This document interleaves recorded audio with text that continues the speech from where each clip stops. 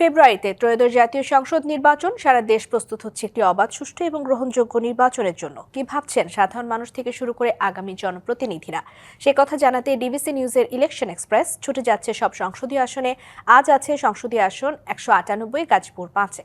মহান বিজয় দিবসের শুভেচ্ছা জানিয়ে শুরু করছি সিএসআরএম এর সৌজন্যে ডিবিসি ইলেকশন এক্সপ্রেস। আজ আমরা রয়েছি সংসদীয় আসন গাজীপুর 5-এ, আর আমাদের সাথে অতিথি হিসাবে রয়েছেন গাজীপুর 5 আসনের কালীগঞ্জ থানার বিএনপির আহ্বায়ক কমিটির সদস্য আশরাফি হাবিবুল্লাহ এবং কালীগঞ্জ পৌর বিএনপির আহ্বায়ক কমিটির সদস্য সচিব ইব্রাহিম প্রধান।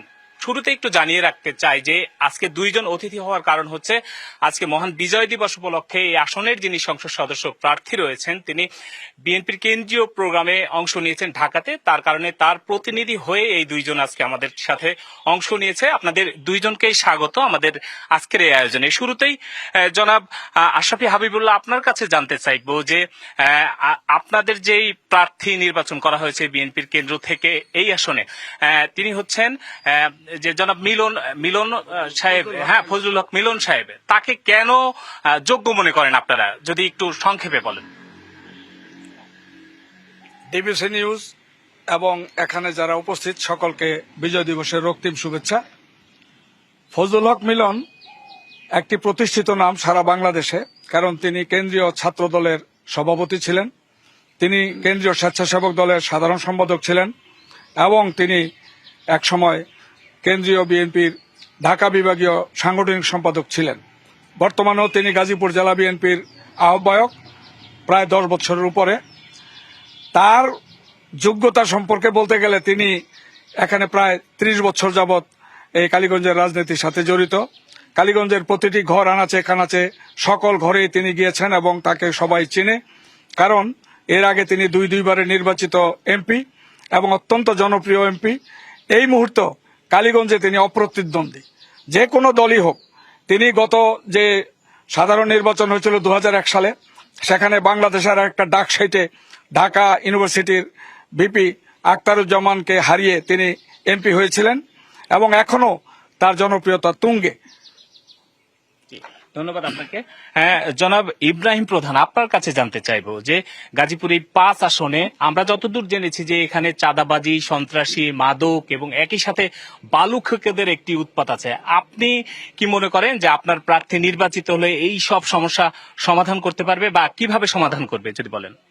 ধন্যবাদ ডিবিসি নিউজকে, আজ বিজয় দিবসের শুভেচ্ছা। আপনি যে প্রশ্নটা করছেন চাঁদাবাজি, কালীগঞ্জে এই পর্যন্ত কালীগঞ্জ থানায় একটি মামলা চাঁদাবাজির নেই এবং বালু উত্তোলন বন্ধ, বালু নিয়ে কোনো সমস্যা নেই।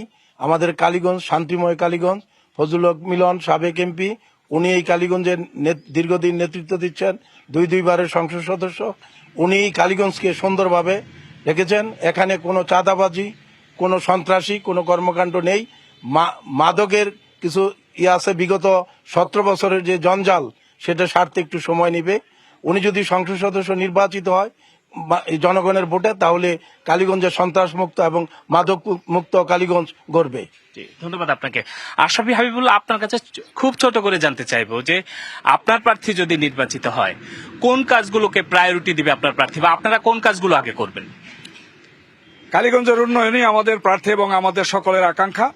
আর আমাদের প্রার্থী এর আগেও নির্বাচিত হয়ে কালীগঞ্জের সমস্ত কালীগঞ্জ জুড়ে রাস্তাঘাট, যোগাযোগ ব্যবস্থার উন্নতি করেছেন। কালীগঞ্জের বন্ধ মুসলিম কটন মিলটা তিনি চালু করেছিলেন, যা আজকে বিক্রি হয়ে গেছে এবং অন্য একটা নামে এখন আছে। আমরা আশা করি এখানে উনি যদি নির্বাচিত হন, সবার আগে আমরা যোগাযোগ ব্যবস্থা, মাদক দমন এবং সন্ত্রাস মুক্ত কালীগঞ্জ আমরা গড়ব। আর বিশেষ করে আপনি এর আগে একটা প্রশ্ন করেছেন যে চাঁদাবাজি, আমি এটা চ্যালেঞ্জ করে বলতে পারি কালীগঞ্জে এমন কোন লোক নাই যে কালীগঞ্জে কেউ চাঁদাবাজির কোনো অভিযোগ করতে পারবে। এটা একটা বাতাসি অভিযোগ মাত্র। জি, অসংখ্য ধন্যবাদ আপনাদের দুইজনকে আমাদের এই আয়োজনে অংশ নেওয়ার জন্য। প্রিয় দর্শক, আজকের এই আয়োজনের মধ্য দিয়ে গাজীপুরের 5টি আসনের নির্বাচনী এক্সপ্রেস শেষ হচ্ছে। আমাদের পরবর্তী গন্তব্য নরসিংদীতে। দেখা হবে বিকেল 5টায়। সে পর্যন্ত ডিবিসি ইলেকশন এক্সপ্রেসের সাথেই থাকুন।